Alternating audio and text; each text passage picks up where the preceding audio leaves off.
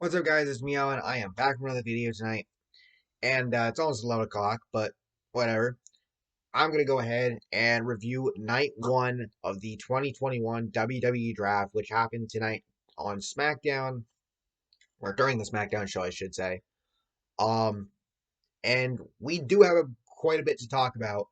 There's some other news that was announced prior to the show, so we'll cover that a little bit as well. And with all that being said, please make sure to drop a like and subscribe to the channel. I'd really appreciate that. And let's get on with it, shall we? So, prior to SmackDown, it was announced that Becky Lynch, Bianca Belair, and Sasha Banks will have a match for the SmackDown Women's Championship at Crown Jewel on Thursday, October 21st. This is huge, okay? Let me remind you all that Crown Jewel is in Saudi Arabia. When they first started going there for this pay-per-view a couple of years ago, women were not allowed to compete. And that solely has to do with Saudi Arabia and how they see things over there, their government, all that shit. The last time they went back in 2019, I believe there was a women's match. I think there was only one. And it wasn't a significant match. I can't remember off the top of my head. Correct me if I'm wrong in the comments. Or let me know what it was in the comments, I should say. But now to see a match, not just a women's match, but a women's match for a championship at Crown Jewel. That is huge. That is awesome. And I'm happy to see that. Also announced King of the Ring and Queen's Crown. Queen's Crown being the first female iteration of King of the Ring in that tournament's history. Those tournaments are set to begin on SmackDown next Friday and continuing on Raw the following week. I'm going to assume that the way that they're going to handle this is there's going to be matches to determine who will be in the tournaments. Not exactly sure, but we'll see. But that's going to be awesome, especially the women's one. I'm very interested to see who is going to be in it. Who they decide to put in there and who not. So we'll see. And the two big things to note regarding the draft is half of each roster are in the draft pools for tonight, and the other half for Monday night on Raw. And this will also include NXT. Anybody that gets drafted gets called up, and the results will begin. The switch, between brands for anybody that moves over will start on the SmackDown following Crown Jewel, so that Friday night. With all of that being said, let's get on with it. 4 rounds, 4 picks per round, and let's see how things turned out. So, no brainer here. Roman Reigns is staying on SmackDown. I mean, come on. That's probably the biggest no brainer out of all of them. And subsequently, Big E is staying on Raw because he obviously won the championship from Lashley. So then we get our first switch, and this is a big one. And this will also help clarify what I said at the beginning, um, because it'll sound a little bit confusing at first. Charlotte Flair, who is your current Raw Women's Champion, got drafted to SmackDown. Bianca Belair got drafted to Raw. Excuse me. So obviously that brings up a few things. One, the fact that Bianca is in a triple threat match at Crown Jewel for the SmackDown Women's Championship. As I said, the following night on SmackDown, that's when the switch over will actually happen. So that would basically be Bianca's last match as a part of the SmackDown roster. For now, she could very well go back to SmackDown next year's draft or whatever. As for Charlotte, this now gives them 3 weeks until the Raw show, the week of Crown Jewel, to figure out and build up Charlotte losing the title. If it's gonna be anybody, it's gonna be Shayna, and here's the other thing, and we will never know for sure, but in an alternative universe, I think Alexa wins the title at Extreme Rules. if it wasn't for the fact that, it was announced this week that she has nasal surgery coming up, and that's why she lost, and that's why she was written off. Now, the way they handled it with the ending and whatnot, and I think, and Alexa's already kind of starting to tease things a bit, is that we're going to see an even darker version of her character. Uh, we may or may not see Lily again, but I think we might see Alexa become Lily. And some other changes will probably happen. So definitely something to look forward to. But if she didn't have that surgery coming up, I honestly believe Alexa would have won at Extreme Rules. Um, Hometown, all that stuff. So either way, we'll see what happens. But now it's got to be Shayna that's winning the title from Charlotte. Nia Jax and Eva Marie are both out right now with injury, thanks to Shayna. And I mean, Nia maybe could have gotten a shot at the title. I mean, it's been a while, but Eva, no, just no. Asuka's obviously out right now. Um, you're not putting the title on Piper. She did hold her own against Charlotte, but I just don't see them throwing her into the title picture that quickly. And the fact that she was the one to answer to Charlotte's call out from this past Raw, it kind of shows how lacking that women's division is. With again, Nia's out, Asuka's out, Alexa's out. Eva's not championship worthy, and I hate saying this, but Piper's not there yet either. The only person that's in that women's division on Raw that should challenge Charlotte is Shayna. That's it. So it's going to be Shayna. It absolutely has to be. And I'm definitely interested to see how they're going to build that up. As for Bianca coming over, this is huge, and I'm really happy about this because it's going to be a massive refresher. Charlotte, get the fuck out. Bianca, welcome. Now, it might look a little bleak at first because she's probably the only person she's really going to have challenging her would be Shayna, or I should say Bianca to Shayna, depending on what happens on Monday night with that part of the draft. But the one thing that I'm looking forward to, and I'm hoping we get it, is matches between Bianca and Alexa once Alexa does return. Because if you remember back to the beginning of the Royal Rumble in 2019, Alexa and Bianca opened that one up, and they had one hell of a showing against each other before the third entrant came out. So I want to see that. I really do. So Bianca, welcome to Raw. Charlotte, see you later. Raw ain't gonna miss you because yeah. Anyway, so round two, Drew McIntyre would be picked first in this round. He is headed to SmackDown. So yes, they did introduce a little thing between him and Big E at the end of Monday Night Show. They've got the next 3 weeks to run that before Drew gets moved over.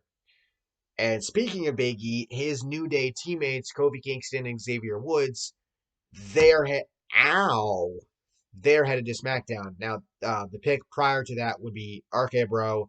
They are staying on Raw, so nothing really to say there. But for Kofi and Xavier, this is back-to-back drafts where they get moved over to the other brand while Big E stays put. This happened last time where Xavier and Kofi got moved to Raw and Big E stayed on SmackDown. And it does feel weird, but let's be honest, this is the closest we'll come to see them breaking up without them actually breaking up, simply because that's not going to happen. They will not break that group up. Um, it's the one group that I think will stay together for the longest and probably forever because nobody wants to see them, that tag team break up, or that group, I should say. So the closest we get to that is Big E being on his own. He obviously now has, the WWE Championship to retain. So we'll see what happens there. And then Edge got drafted from SmackDown to Raw, so that's going to be really interesting. He came back tonight after being off for a few weeks thanks to an attack from Seth Rollins. Speaking of, Rollins was at Edge's home and had a segment there tonight. So that was pretty interesting. But I don't see this Edge and Rollins feud being done.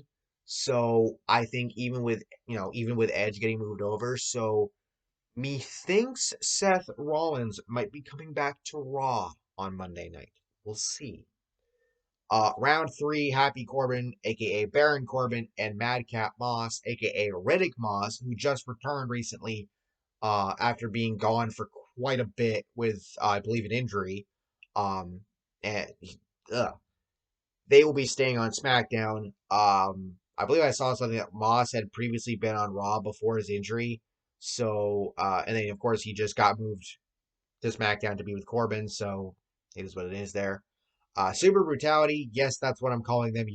Even if the tag team name is not official, they're practically calling themselves that. So that's what I'm calling them. That would of course be Nikki, A.S.H, and Rhea Ripley, the current tag team champions. They are staying on Raw. And if we go back to last week, where we saw, last week, obviously, Nikki and Rhea won the tag titles on Raw, and then they came on SmackDown, and Nikki had a match with, I think it was Tamina, if I'm not mistaken. And then we saw Tegan and Shotzi come out afterward. Um, I'm wondering if Tegan and Shotzi are going to get brought over to Raw on Monday night, and we'll see them square off with Super Brutality. That would be awesome. And the WWE kind of owes Tegan and Shotzi on this one because when they got called up, they got a shot at, or a couple of shots at Nikki, Natalya, and Tamina in basically championship contenders matches against the champions, to get a shot at the titles later on, and that never happened. And I think they faced them like twice and won both times. So yeah, the WWE kind of owes Tegan and Shotzi on that one. So I'm definitely interested. Uh, and then we got an NXT call up. Hit Row is coming to SmackDown. And this is a little bit problematic. Let me explain. Two reasons. One being BFAB, the female member of the four-person group. She just recently started getting matches on NXT. So for Hit Row to call up as a whole is fine. But BFAB being up there with them after just getting matches recently, that's going to be interesting to see how they handle that, because one would say that might be a little too soon. The other one, and this is more significant, is Swerve. If you remember, he won the North American NXT title from Bronson Reed back in, it was either June or July. I think it was July. He has not had one single match defending that title. So essentially, that whole title reign got fucked up. And now he's going to have to actually have a match where he just ends up losing it because, joining his team to then join his teammates on SmackDown. I have no issue necessarily with them getting called up. I think it's awesome to see them get called up, but there are a couple of red flags there with, BFAB being, just recently getting matches and Swerve having a North American title reign that he has not defended. So, yeah, y'all got 3 weeks to figure that one out. We'll see what happens. And then Keith Bearcat Lee will be staying on Raw. If you didn't know already, the Bearcat nickname is actually paying homage to another wrestler of that nickname, whatever, from decades ago, who was a champion in his own right at that time. So to see Keith pay homage to that person is pretty freaking awesome. So then we go to round 4. Naomi is staying on SmackDown. This obviously makes sense because, they quietly moved her over there. They've kind of started something between her and Sonya Deville. Kind of sucks that we didn't get an Extreme Rules match between the two of them. I think that would have been a good one. But I'm definitely interested to see what they do with Naomi on SmackDown going forward. Rey and Dominic Mysterio will be headed over to Raw. Um, and what's interesting about this is the fact that if you remember last year, when they got drafted to SmackDown, this was after Seth Rollins had gotten drafted to SmackDown, and they had been feuding at the time. So I think similarly, we could see Seth Rollins get drafted to Raw on Monday night because he is feuding with Edge currently. But regardless, it's awesome to see the Mysterios coming over. Jeff Hardy will be headed to SmackDown from Raw. And people are immediately talking, wanting to see Jeff Hardy take on Roman Reigns for the title. I think that would be pretty neat. And then we have our second and final NXT call up of the night. Austin Theory is coming up to Raw. Definitely interested to see what they do with him there. And then one other thing to note, and this was in a segment that Lesnar had backstage, Brock Lesnar, that is. He said, and I quote, because of Paul Heyman, he is a free agent, he being Lesnar. So this means that he is not in either of the draft pools, a la John Cena. And, of course, we know that we're getting Lesnar versus Reigns at Crown Jewel. That's pretty much happening. Um, that's basically what the build-up's going to be for going, over these next couple of weeks. And we saw the beginning of that to open the show tonight. But after that, whether Reigns loses the title or not, I'm wondering what they'll do with Lesnar going forward. Is this just he's coming back to take on Reigns and then he's moving on? Or is he going to be sticking around for a while because, and whatnot? And then, of course, you have everything with, between him and Heyman and Reigns and whatnot, because Heyman used to manage Lesnar. So, yeah. With all that being said, I think it was a pretty solid draft night. It's not the same as it used to be when they did the drafts, but I am happy with the switches that we got. Raw absolutely needed help. SmackDown is extremely top heavy, and you know you can make the argument that nothing was really lost with Charlotte coming over to SmackDown and Bianca to Raw. Um, to which I would say I agree, but I'm gonna say hold off until Monday night because Becky Lynch was not drafted. Sasha Banks was not drafted. Liv Morgan, Carmella, Zelina, none of them were drafted. The Becky being a big one. Um, so I think a lot of that will get decided on Monday night. And aside from that, there's as I mentioned before, there's some other names that haven't been brought up yet. You know, Seth Rollins, Kevin Owens, Sami Zayn, and others. But Raw definitely got got shook up, and they've gotten some additions that are pretty freaking huge. Obviously, having Big E on there, on that brand for the foreseeable future, is big enough in of itself. Um, but the fact that you're getting Bianca, you're getting the Mysterios back, you're getting some of these others, is really nice. And Monday night leaves a lot to see because, again, Bianca's coming over. Street Profits, you would think, are probably coming over as well because, Montez Ford being with Bianca.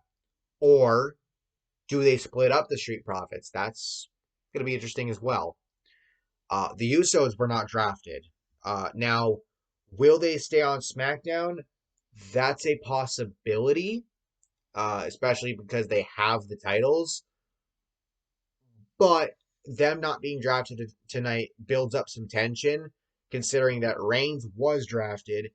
And although it's really not official yet, you could say that Naomi, being the other member of the bloodline, was being drafted instead and not the Usos. I say that because Naomi is married to one of the Usos. So yeah. Um but regardless, it's very interesting to see that. Um and yeah, I'm just honestly interested to see what's going to happen on Monday night, what other shakeups we'll see. And now going forward, we've got a couple of titles between, Charlotte with the Raw Women's title, Swerve of Hit Row with the NXT North American title. Interested to see how those titles will be allocated to other wrestlers, who will win them, and what will happen going forward. So, with all that being said, let me know your thoughts down below. Thank you all for watching. Hope you all enjoyed. I'll see y'all next time. Peace.